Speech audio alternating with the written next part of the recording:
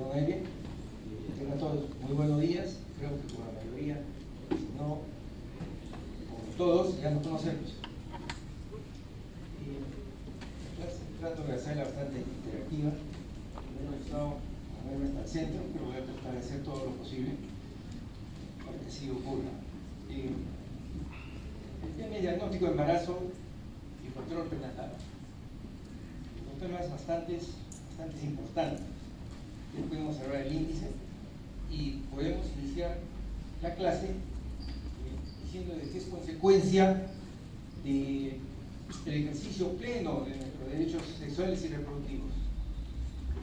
Consecuencia de eso, generalmente acude a la consulta una paciente mujer por la falta de la regla menstrual, porque ella probablemente esté gestando o desea que le confirmen el diagnóstico. Cuando uno va a diagnosticar a la paciente, generalmente la recibe en el consultorio de ginecología y posteriormente de confirmarse pasa al consultorio de obstetricia. Cuando ella llega al consultorio de ginecología, uno sabe razonablemente si el paciente puede o no estar embarazada. Entonces, hay indicios. En primer lugar, cuando yo puedo decir que ella no está embarazada. Número uno, si no ha tenido relaciones sexuales desde la última menstruación. En segundo lugar, cuando está usando un método anticonceptivo adecuado, eficaz, de alta eficacia.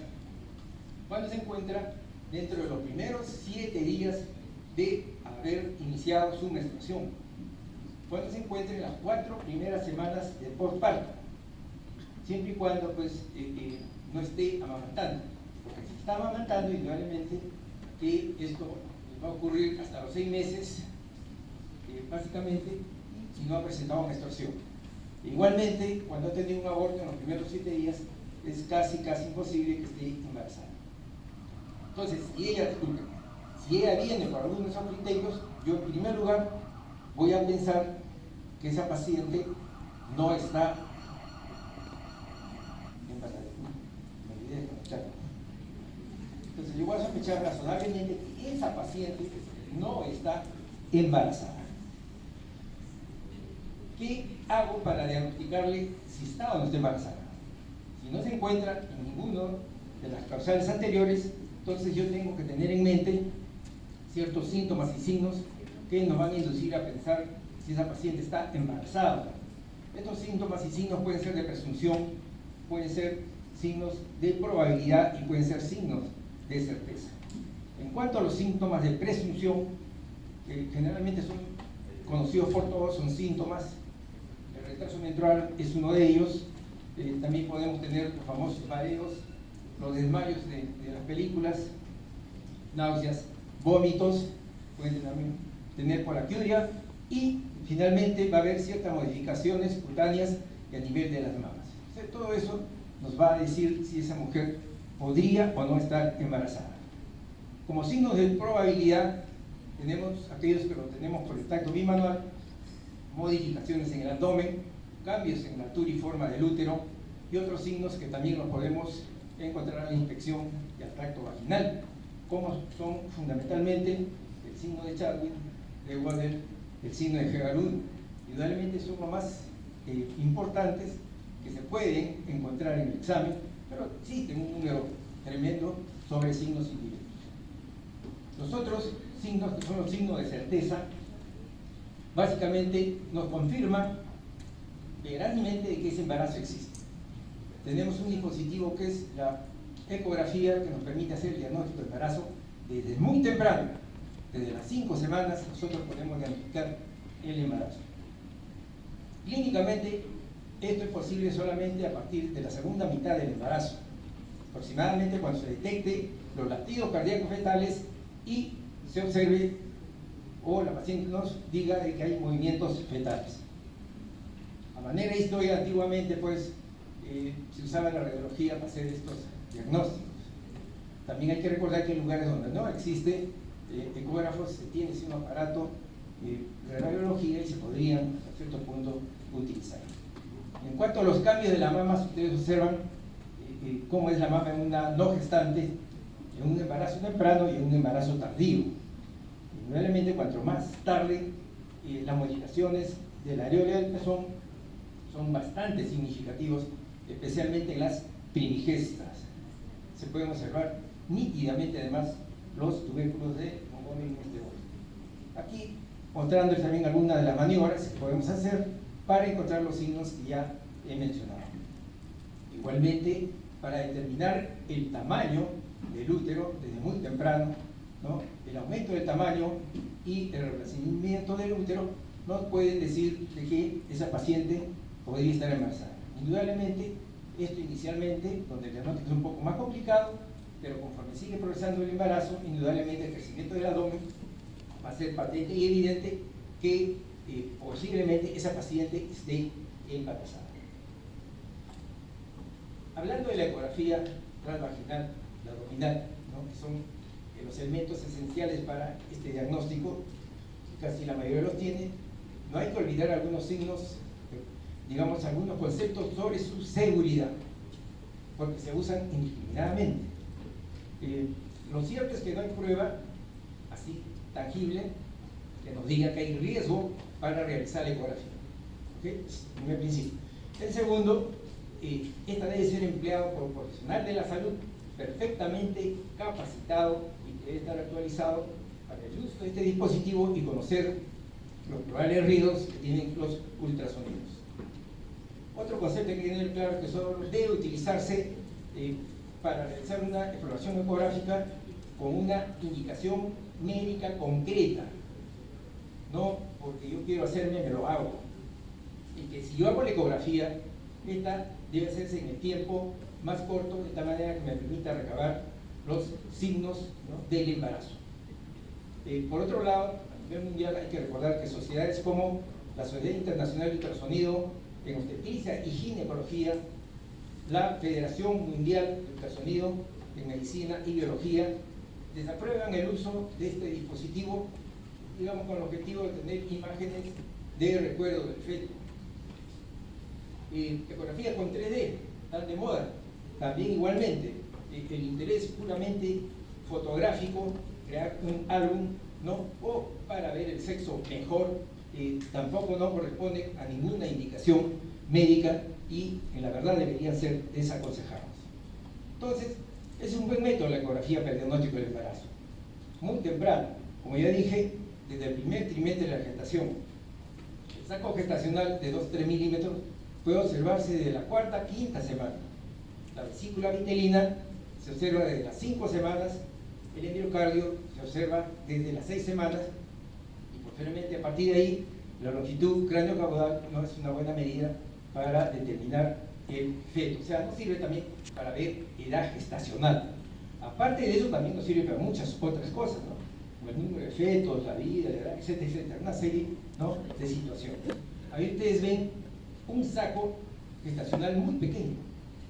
Ustedes vean, mide aproximadamente entre 1 a 2 milímetros, 1 centímetro, perdón, centímetros, 1 a 2 centímetros, y corresponde aproximadamente a 18 a 20 días tras el coito fecundante. ¿Okay? O sea, diagnóstico bastante temprano. Otras investigaciones de alta probabilidad, no hay que olvidar que tenemos el extendido vaginal, en donde se observa 90% de células naviculares. Ustedes lo pueden observar a la derecha, ¿no?, que corresponde a una paciente presuntamente gestante. Y finalmente, el diagnóstico también lo podemos hacer midiendo los niveles de la gonadotrofina coriónica, su fracción beta, en la orina con el plasma de la mujer. Ustedes ven en los cuadros, desde muy temprano se observan el aumento de los niveles de la gonadotrofina. Aparece básicamente en la sangre entre el sexto o 8 días después de la fecundación. ¿Qué es lo importante? Que el diagnóstico se puede hacer antes de que la mujer espere la falla menstrual. ¿Okay? O sea, antes ya yo puedo hacer el diagnóstico de un embarazo con estas pruebas. Hay que recordar que un saco gestacional se observa aproximadamente a 1500 1000 unidades internacionales por mililitro por ecografía. O sea, yo puedo incluso hacer el diagnóstico de un embarazo, la vitalidad de un embarazo. La gonadotrofina se dosa en plasma, pues también se puede dosar en orina. Y esto ha dado lugar al uso bastante frecuente por parte del usuario como método casero, ¿okay? O sea, se utiliza mucho el Pregnosticon como método casero para hacer el diagnóstico. Es también un examen de orina bastante eficaz, seguro, depende de la marca. También se puede detectar entre 20 a 100.000 unidades de gonadotrofinas por mililitro, aproximadamente, como usted ve en el otro cuadro. Se puede diagnosticar unos días antes también de la falla menstrual. ¿Okay? Eso es lo importante de estos exámenes. Volviendo a nuestra salud reproductiva y sexual, nuestros derechos sexuales y reproductivos dentro del marco de los derechos humanos que nos corresponden, ¿okay? Que abarca todo el periodo reproductivo de la mujer. Sabemos nosotros que se tienen relaciones sexuales básicamente por dos motivos, ¿no? El reproductivo y el placer. Generalmente ejercemos este derecho más por placer que por reproducción. Lo ideal sería hacerlos ambos asociados, ¿no? ¿Esto qué conlleva? Conlleva a que una mujer puede o no embarazarse, o sea que puede tener un embarazo deseado o no deseado. Generalmente no deseado se le cataloga como alto riesgo porque la paciente se resiste a que ese embarazo continúe. Ambos pueden tener un final feliz, pero también cualquiera de ellos puede terminar mal, Este deseado o no deseado también puede terminar en un aborto espontáneo o un aborto inducido. Y también un embarazo del inicio, sea deseado o no deseado, puede iniciarse como un embarazo complicado. Al final, cualquiera de ellos va a aumentar las tasas de mortalidad materna extrema, que es lo que uno intenta evitar. Consecuencia de esta mortalidad, nosotros podemos tener un aumento de nuestra mortalidad. Eso es lo cierto y evidente. Y mortalidad para la OMS es cuando una mujer muere durante el periodo del embarazo y hasta 42 días de ocurrido. ¿Okay? Entonces, esa es la mortalidad materna. Hay que tener otro concepto que es fundamental: la mortalidad materna tardía, que es aquella que se considera hasta un año de ocurrido el parto, que no se utiliza para el cálculo de la tasa de muerte materna, pero hay que conocerlo y saber lo que existe. En cuanto a esta mortalidad materna, podemos decir de que ha disminuido en nuestro país, definitivamente ha disminuido.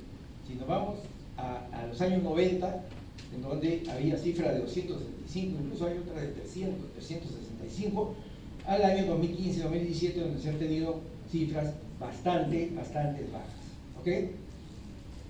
Con la pandemia de COVID como que subió un poco, pero nuevamente en el año 21, este año, las tasas también son bastante bajas.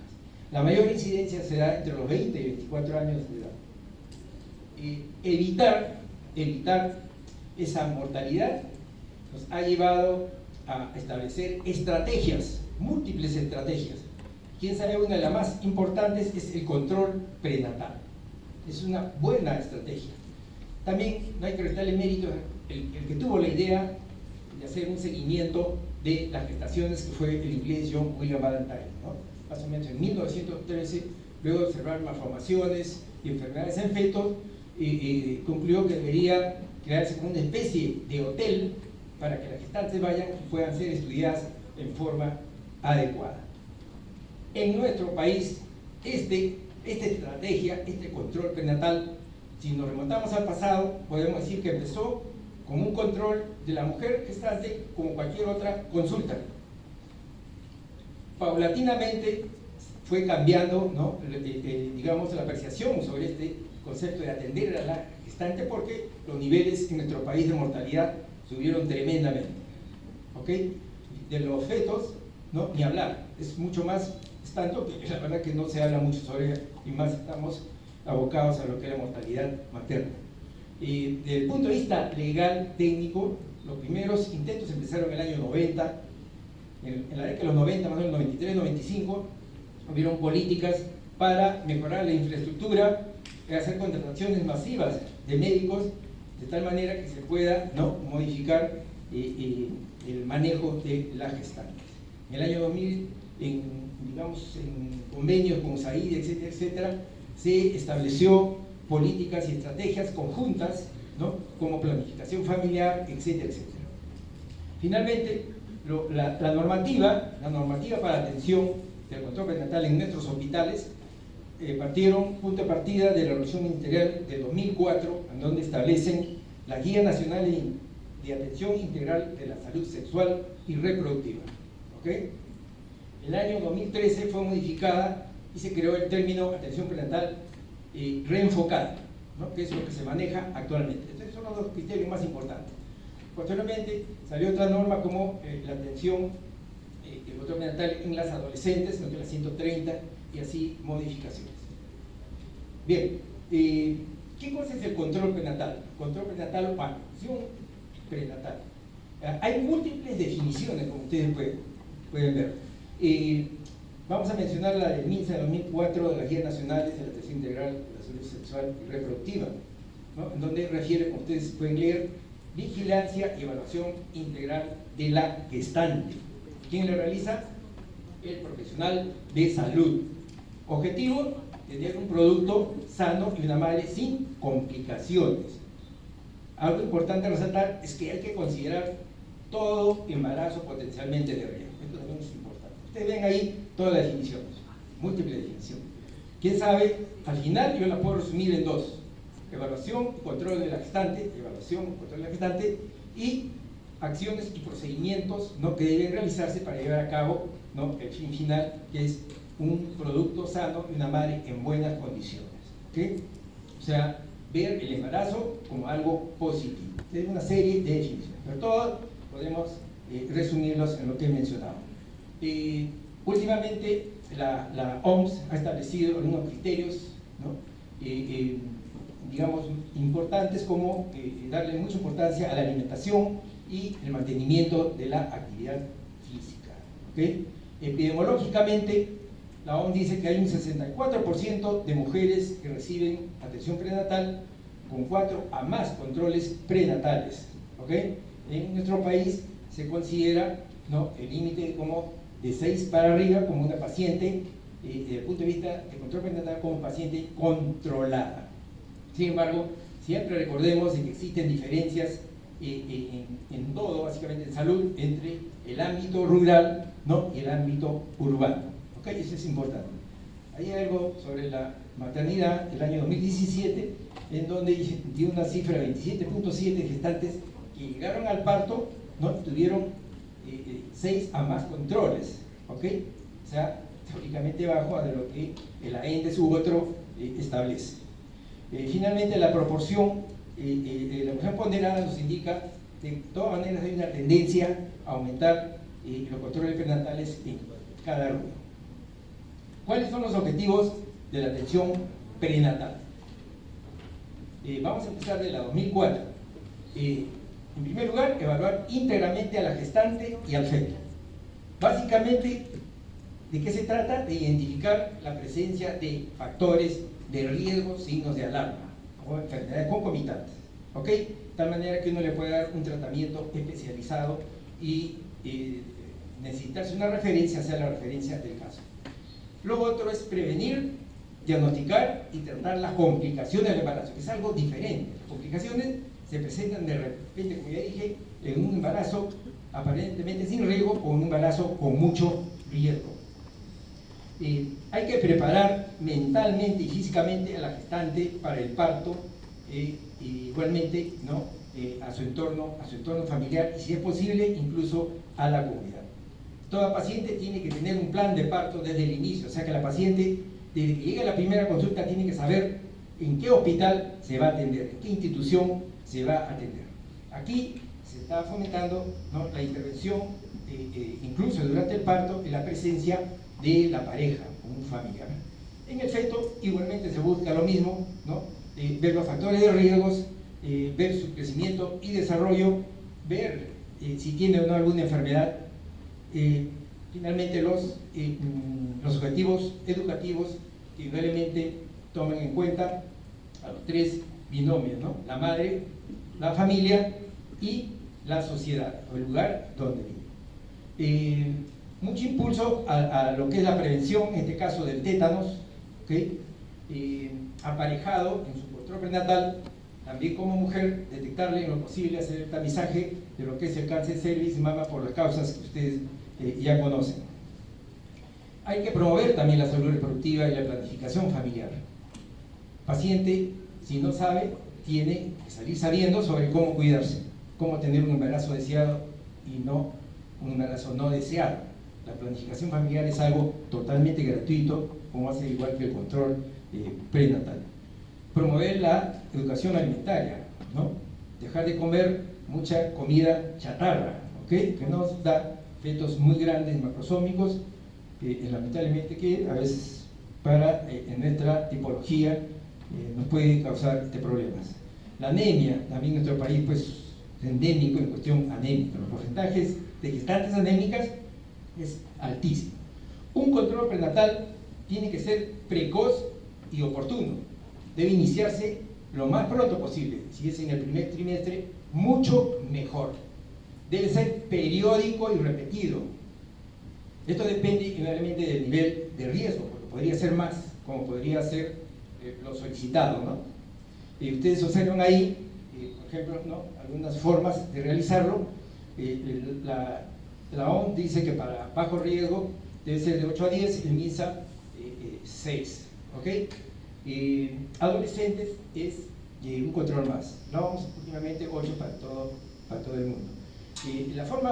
Lo ideal sería, por ejemplo, que una gestante se controle mensual los 2 primeros trimestres, quincenal los primeros 2 meses del tercer trimestre y semanal el último mes del último trimestre. Total 14. ¿Ok? Entonces, miren hasta dónde, cómo podemos fluctuar. Podría ser más, ¿eh? Podría ser menos. No digo, eso depende de los factores del riesgo.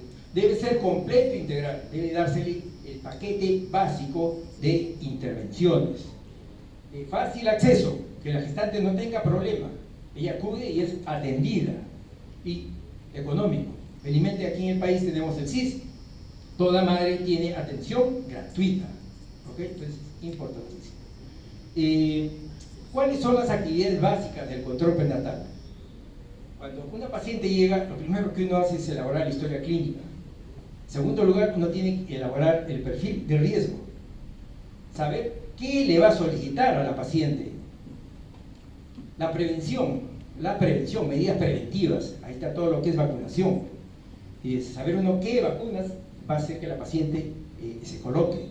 Evaluar su bienestar. Ahí viene todo lo que es pues la alimentación, la atención odontológica, los ejercicios, la psicoprofilaxis, ver casos especiales. Finalmente, la evaluación del bienestar fetal. Bien, vamos ahora a enfocarnos desde el punto de vista de atención prenatal reenfocada. Nos estamos reenfocando con la atención prenatal. ¿De acuerdo? ¿Cómo la define la norma técnica 105? Aquí ya hace, como se puede decir, una síntesis de todo lo que observamos anteriormente, ¿no? Hace vigilancia y evaluación integral de la madre y el feto.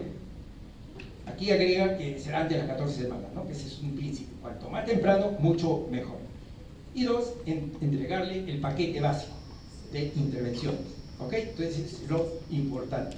Hay que saber tratar de discriminar las enfermedades que dependen del embarazo, que se asocian al embarazo, enfermedades intercurrentes u otro problema. ¿Ok? Promover la participación de la familia, incluso de la comunidad, ¿no?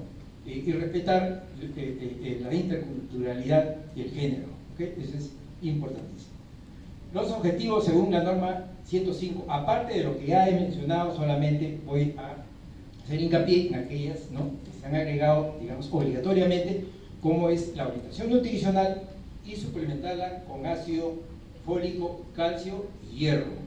Eso debe dársele a la paciente.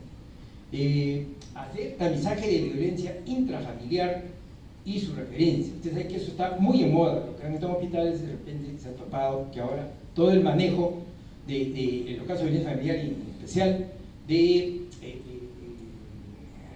violaciones, el médico ginecólogo ya no se refiere al Palacio de Justicia. ¿Ok? La evaluación del bienestar fetal, ¿no? ¿Cómo yo evalúo al feto? ¿Qué le hago de más o de menos? Eso es importante de saberlo y eso nos lo está diciendo la OMS en sus recomendaciones desde el año 2016. publicadas en 2018. ¿Cómo inicio yo la atención? ¿Hay tiempos? Por supuesto. Una atención de control prenatal debe ser no menos de 30 minutos, ¿ok?, cuando es la primera vez, y no menor de 15 minutos en la siguiente. Indudablemente tienen en cuenta los factores de riesgo. En el ministerio, ustedes saben, solo podemos ver 16 pacientes, ¿ok?, porque solo vemos consulta 4 horas, y las otras 2 horas para docencia, capacitación, etcétera, etcétera. O sea, en total solo podemos ver 16. En salud, ustedes saben que ellos sí ven 30 pacientes en sus 6 horas. O sea que ellos emplean 12 minutos por paciente. ¿Okay? La verdad es que a veces todo lo que hacemos y lo que vivimos son letras muertas en la realidad. ¿Okay? La consulta la puede realizar el médico ginecobstetra, el médico general y la obstetriz. Esto va a depender, ¿no?, de la complejidad del centro. Toda complicación debe ser atendida por un ginecobstetra, o sea, las pacientes tienen que ser referidas si no cuentan con médico ginecobstetra. La educación, no hacerle a la gestante, a la familia y la comunidad. A la paciente hay que enseñarle a que ella sepa distinguir sus signos de alarma. Ella ya debe ser un sujeto activo, ¿no?, en determinar la problemática. ¿Okay? Porque los signos de alarma a veces se presentan inesperadamente, impredeciblemente. Hay que llenar la historia clínica perinatológica, hay que llenarla, hay que llenarla. Ya les voy a decir cómo se hace. Hay que emplear, utilizar, brindar el paquete básico reenfocado, la atención prenatal reenfocada, ¿okay? La nutrición, que hemos dicho, la orientación, la consejería, el plan de parto, todo, si es con tiempo, mucho mejor. También hay que promover su lactancia materna y hay que darle cabida al acompañante. Lamentablemente las infraestructuras en los hospitales no permiten que, por ejemplo, la pareja pues esté acompañando a los pacientes en la sala de parto, ¿no? Eso es algo también que observamos frecuentemente. En cuanto al paquete básico de reenfocado, aquí les muestro este cuadrito en donde ustedes ven lo que el presupuesto nos otorga para esa atención. Es a través del PPR, presupuesto por resultados, donde su producto, esa atención prenatal reenfocada, tiene 7 actividades. Las más saltantes, todas las que he mencionado hasta el momento, es la atención a la gestante y la atención domiciliaria. La atención domiciliaria la hacen niveles 1, 2 generalmente, y la atención a la gestante, que es el control prenatal propiamente dicho, lo hacemos en todos los niveles. ¿Ok? Entonces, así se distribuye el dinero. ¿Qué hago en el primer control prenatal? Solamente resumiendo lo dicho. ¿Ok? Ideal, ¿no? 12 semanas, se espera hasta las 14 semanas. Tacto vaginal, de inicio se puede hacer, si nunca le han hecho, y su papá Nicolau, si nunca se lo han hecho, tiene más de 2 años el último. ¿Ok? También se puede hacer antes situaciones, un tacto vaginal, situaciones de antecedentes, por ejemplo, de parto pretérmino, abortos tardíos, etcétera, etcétera, sangrados, se le puede realizar, perdón. Después, el tacto vaginal se hace al inicio y al final. En cuanto a la elaboración de la historia clínica, nosotros tenemos 2, 3 y hasta 4 historias. La del consultorio, la de hospitalización, la de emergencia y la historia clínica materno-perinatal. ¿Ok? Toda esa es la historia que hacemos. Vamos a ver la que realizamos de rutina, primero la ginecológica obstétrica, ¿no? Ahí, ¿qué hacemos? Luego de que ya confirmamos el embarazo, pasa a obstetricia, tratamos de evaluar la edad gestacional y la fecha probable de parto, el examen obstétrico, donde se puede determinar incluso ahí el tipo de pelvis que tiene, entonces algún factor de riesgo que tenga. O sea, el examen es general, se llena toda la historia. Luego hay que tomar las funciones vitales que hacen durante todo el control prenatal, se le pesa, ¿no? se le toma el pulso, etcétera, etcétera. Se le hace al Papa Nicolau el examen de mamas. ¿Ok? El examen de mamas igualmente se hace. Para esto, ¿qué utilizamos? ¿Qué instrumentos? Tenemos el gestograma, que ustedes lo están viendo allí, tenemos el tallímetro, preferible una balanza de pie, o sea, tallímetro y balanza para el peso, tenemos ahí también, ¿no?, un oneroide para determinar la presión arterial, tenemos ahí el baby Doppler, controles latidos cardíacos fetales, y el martillo de percusión para ver reflejos. Todo eso tenemos que tener en nuestro consultorio. Asimismo, tenemos que ver su estado nutricional y prescribirle desde el inicio, si es que no trae desde antes, prescribirle ácido fólico, ¿ok?, hasta la semana 12. O sea, eso se hace en la primera consulta. Hay que tener una idea claro del aumento, ¿no?, de peso y las calorías que ella necesita. ¿Qué exámenes auxiliares basales le pedimos? Lo que ustedes ya conocen: examen de orina, hemogramas, glicemia, BDRL, etcétera, etcétera. La pasamos al odontólogo, que le realiza 2 consultas, ¿ok? Le colocamos su vacuna antitetánica, ¿ok? Desde la primera consulta, la primera dosis. Y la influenza, que se da a partir de las 20 semanas. También planeamos cómo vamos a continuar la atención obstétrica. Yo la cito para el próximo mes. No, si tiene exámenes y yo requiero que sean importantes, si han salido algún alterado, como ustedes pueden observar allí, ¿no?, indudablemente que yo la voy a citar más prontamente, ¿no? O sea, yo no espero el mes, ¿ok? También algo que hay que recordar es el ejercicio. Del inicio uno tiene que saber que la paciente tiene que hacer ejercicio y aconsejarle qué ejercicio debe hacer y cuáles no, ¿ok? Eso es importantísimo. En los controles prenatales posteriores verificamos el cumplimiento de las indicaciones. O sea, yo las indicaciones tengo que verificar que le está cumpliendo. Interpreto los exámenes auxiliares, como les dije, ¿no? Es necesario. Sigo evaluando los síntomas y signos de alarma, sigo evaluando el control del peso, las funciones vitales, edemas, ¿ok?, su índice de masa corporal, ¿no?, y cómo evoluciona mes a mes, control al control. El crecimiento fetal, la medición de la altura uterina. A partir de la semana 12 ustedes ya han tenido la clase de propedéutica, semiología obstétrica, y hace poco acaban de tener el aborto, indudablemente, ¿ok?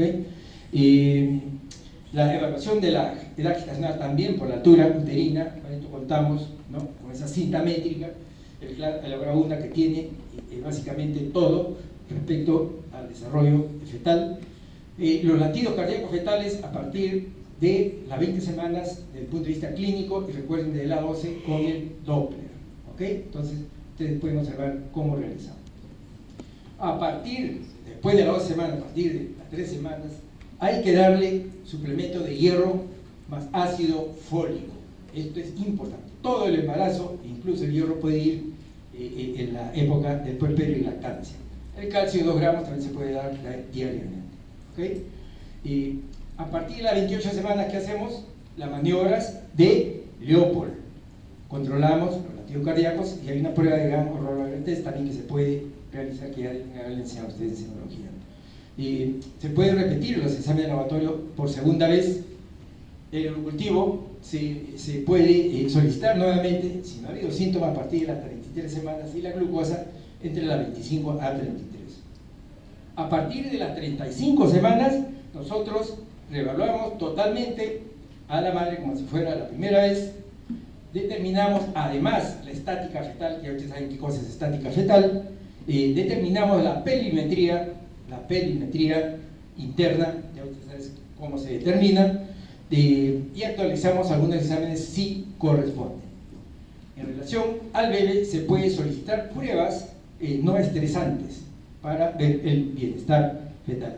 Y algo muy fácil de decirle, ¿no?, a la paciente que haga es controlar los movimientos fetales, ¿no? Decirle que se controle por 30 minutos 4 veces al día, y que los movimientos deben ser mayores de 10 en todo el día. Es muy fácil, y también nos evita muchos problemas con muchos pacientes en emergencia, ¿no?, con bebé en estado deprimente, ¿no?, con compromiso de su bienestar, ¿ok? Entonces, ahí, para manera de recordar el tracto vaginal, las características del examen, si está ya en trabajo de parto, ¿no?, se agrega lo que ustedes pueden observar, ¿no?, en el video. No olvidarnos también de la incompatibilidad del factor RH, ¿ok? De cuándo se puede tratar, si es que tiene el riesgo entre las 28 y 32 semanas, ponerle, ¿no?, su su vacuna, ¿ok? Y en cuanto a la psicoprofilaxis, a partir de la 20 semana con 6 sesiones programadas. Al final, conforme avanza el embarazo, la paciente tiene que saber cuándo debe acudir a la consulta, ¿ok? 2, cuándo debe acudir a la emergencia. Y finalmente, cuándo ella debe acudir porque considera que ha empezado su trabajo de parto. Esas 3 cosas, las pacientes tienen que saberlo. Si lo saben bien, vamos a tener pues buenos resultados. ¿Y eso de qué depende finalmente? De una buena educación. Ustedes ven el esquema mínimo de la atención prenatal, ¿no? Todas las actividades que deben hacerse, no son 7, ustedes son un montón. Y ahí el fluxograma del Ministerio de Salud. No olvidar que en todo procedimiento hay que hacer un consentimiento informado. Felizmente que ahora todas las historias ya traen, ¿no?, anexas consentimiento informado, ¿ok? Pero es algo que no debemos olvidar. Siempre hacer firmar al paciente con conocimiento. Bien, en cuanto a los factores de riesgo, ¿no?, que eso es lo que debemos hacer en nuestros controles. ¿Qué cosa es un factor de riesgo? ¿No? Es una característica, un atributo que cuando está presente, de diversa índole, que cuando está presente puede originar daño en la madre o en el feto. Factores de riesgo, clasificación, hay múltiples. Hay una muy sencilla: sociodemográficos, médicos, reproductivos, del embarazo actual, ¿no? Tanto ver los factores de riesgo de la madre y del feto, ¿no? Como por ejemplo, enfermedad hipertensiva en el embarazo de la madre, en el feto, pues, prematurez. El riesgo reproductivo, que es algo que nos interesa. ¿Qué cosa es el riesgo reproductivo? Es la probabilidad que tiene una mujer de sufrir daño, lesión o muerte durante el proceso de reproducción. Es un término amplio. ¿Qué incluye? Incluye el riesgo preconcepcional, incluye el riesgo perinatal, incluye el riesgo obstétrico. El riesgo preconcepcional está referido básicamente a la posibilidad que tiene una mujer no gestante de sufrir daño durante su proceso reproductivo. El riesgo perinatal al riesgo del feto, del neonato. Y el riesgo obstétrico, que más mencionamos, está referido indudablemente si este se asocia con un riesgo mayor de la madre de desarrollar, ¿no?, una enfermedad, una entidad no zoológica. Esta línea de acción nos permite no solo atender a la madre, sino también al feto como un paciente. En cuanto a la clasificación, son múltiples: biológicos, psíquicos, genéticos, y dependiendo, te pueden también catalogar con puntajes. Antiguamente el riesgo reproductivo se utilizaba en el año 2000 para hacer ligaduras. Uno establecía el riesgo reproductivo y hacía ligaduras dependiendo del puntaje. O sea, esta paciente es factible de ligarse, esta no. De acuerdo a esto, entonces tenemos un bajo riesgo, tenemos un mediano riesgo y tenemos un alto riesgo. ¿Cómo evalúo el riesgo? Hay una serie de preguntas que se le puede hacer, y de acuerdo a eso yo voy a aconsejarle a la paciente que no se embarace o que posponga su embarazo. También que se puede embarazar pero tiene factores de riesgo, y aquella que indudablemente está en condición de embarazar porque no tiene ningún factor de riesgo. En cuanto a los síntomas y signos de alarma, igualmente hay una serie de preguntas que uno tiene que realizarle, y lo que va uno a encontrar es pacientes con riesgo inminente, ¿no?, con riesgos inminentes, otras que están embarazadas, tienen alto riesgo, y otras que no tienen ningún riesgo. Una síntesis de lo que son los signos y síntomas. Y para terminar, quiero concluir ¿no?, de su sílabus, ¿no?, hacer un análisis de las recomendaciones de la OMS sobre atención prenatal para una experiencia positiva del embarazo. En realidad, la OMS pues, es la entidad rectora de todo lo que hacemos. O sea, nosotros básicamente aplicamos todos los conceptos, todas las recomendaciones que nos da la OMS, indudablemente adecuándolos a nuestra sociedad. Estas recomendaciones, ¿no?, tienen, digamos, como objetivo básico cumplir con la iniciativa Todas las mujeres, todos los niños, y la Estrategia Mundial de Salud de la Mujer, los niños y los adolescentes, ¿no?, con un enfoque basado en medicina de evidencias. ¿Ok? Eso es importante e interesante. En segundo lugar, situar a la mujer en el centro de la atención. ¿Okay? Hay que tratar de que vea el embarazo como una experiencia positiva, agradable, y que sus bebés nazcan, ¿no?, inicien su vida en las mejores condiciones que se les puede proporcionar. ¿Ok? Todo esto dentro de los derechos humanos, que también, usted sabe, incluyen lograr que las mujeres y las adolescentes sobrevivan al embarazo y el parto con un aspecto de su disfrute de los derechos a la salud sexual y reproductiva y a vivir con dignidad. Y entre las visiones de la OMS tenemos esta, en donde refiere que todas las embarazadas y todos los recién nacidos reciban una atención de buena calidad a todo lo largo del embarazo, el parto y el periodo postnatal. ¿Cómo la definimos? De acuerdo a todo, finalmente, después de todas estas recomendaciones, como la asistencia que se le da a la gestante por profesionales debidamente capacitados. Embarazadas y adolescentes, hace una disquisición aquí entre embarazadas y adolescentes, ¿ok? Se supone adolescentes embarazadas, ¿ok? ¿Con qué objeto? De garantizar las mejores condiciones de salud para la madre y el bebé durante todo el embarazo. Tiene tres básicos componentes, que ya los he mencionado, que continúan, ¿no? Uno, el reconocimiento de los factores de riesgo, prevenir y tratar las enfermedades asociadas al embarazo, las intercurrentes, y promover la educación de la salud y de la salud.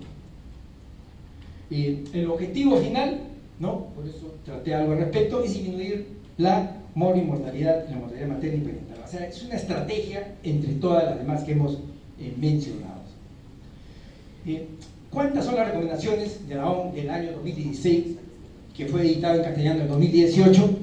Son 39, yo les he contado y me da 43, y si les quito las 5 que tiene me dan 38, y hay algo que tengo que ver finalmente cuántas son.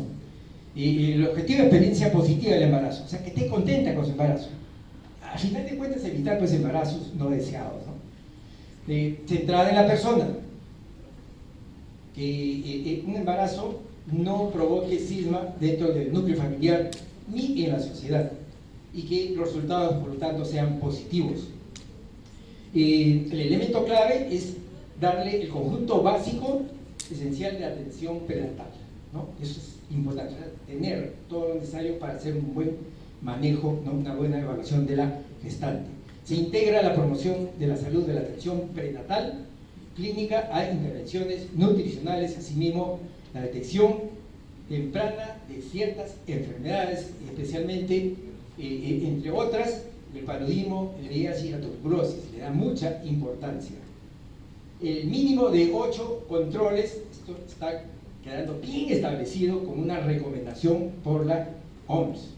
Y finalmente, que todas estas recomendaciones son flexibles y deben adaptarse a la realidad de cada país. No es que nosotros debemos tomar a la letra y hacerlo. Ellos mismos nos dicen, ustedes adáptenlo a su realidad. Den lo que tienen y no den lo que no tienen. Vean qué tipo de población tienen y denle lo que ustedes consideran. El resumen, ¿no?, que nos da un modelo de atención prenatal, lo he concluido en estos conceptos, ¿no?, para reafirmarles que es el mínimo de 8 contactos, el asesoramiento sobre los hábitos de alimentación saludable y actividad física, la administración diaria, esto sí, tenerlo bien en cuenta, del hierro y el ácido fólico, evitar el uso de micronutrientes y de proteínas, especialmente en gestantes desnutridas. O sea, si yo tengo una gestante desnutrida, no voy a tratar de endilgarle proteínas y carga alimenticia a diestra y siniestra, ¿no?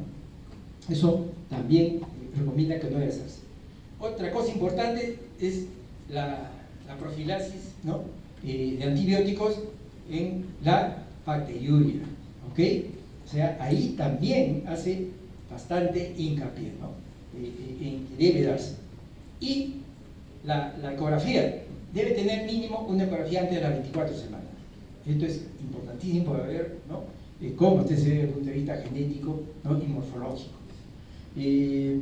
También algo que se ha introducido es que hay que hacer una especie de rastreo permanente en las gestantes sobre si consumen o no alcohol u otra sustancia que ustedes encuentran.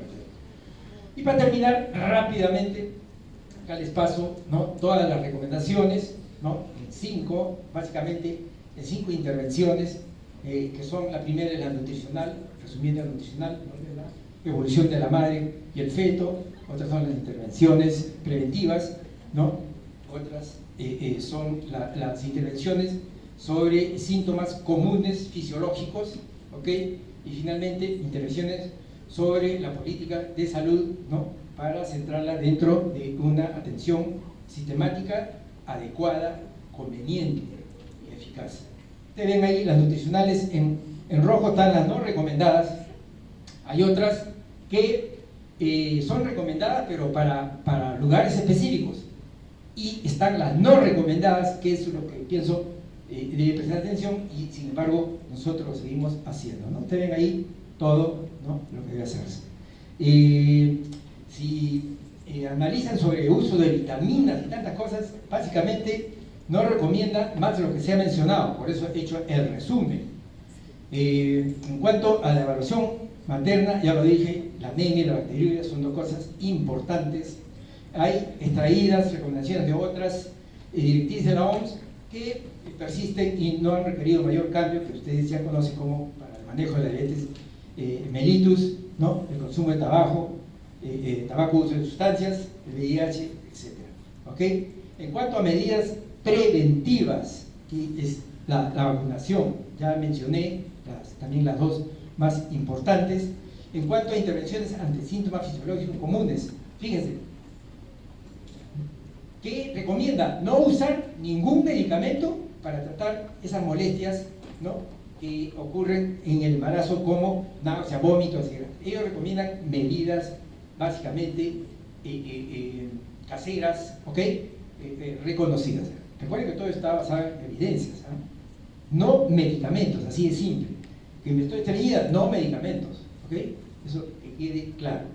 En cuanto a la inversión del sistema de salud para mejorar la utilización de la calidad, ya vimos, ¿no?, se promueve que la paciente, aparte de lo que es la historia clínica materna perinatológica, también se promueve lo que es el carnet perinatal, y algo más específico, de que se debe delegar la atención de las gestantes a diferentes niveles, que no es exclusividad del médico gineco-obstetra, sino que también debe intervenir, ¿no?, otros estamentos, ¿no?, como es el médico general, la obstetriz u otro, en lugares donde no hubiere. ¿Ok? Para terminar, aquí tengo el modelo de atención anterior: 4 controles a más como mínimo, y actualmente los 8 controles. Para finalizar, si una paciente tiene 41 semanas y no da a luz, tiene que ser referida. ¿Ok? Eso sería todo. Gracias.